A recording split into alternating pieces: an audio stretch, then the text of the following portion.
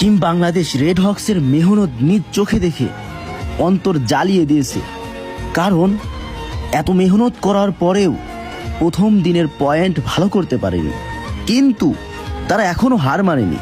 নিজেদের সর্বোচ্চ দিয়ে সারা রাত জেগে মেহনত করতেছে ভালো পয়েন্ট করে বাংলাদেশকে উপহার দেওয়ার জন্য।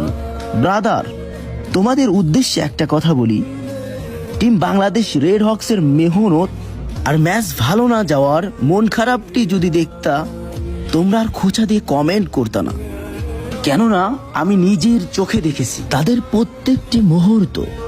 তোমরা যদি ভালোবাসা আর দোয়া দিয়ে পাশে না থাকতে পারো, দূরে থাকো। তোমাদের মতো অডিয়েন্স না থাকাই ভালো।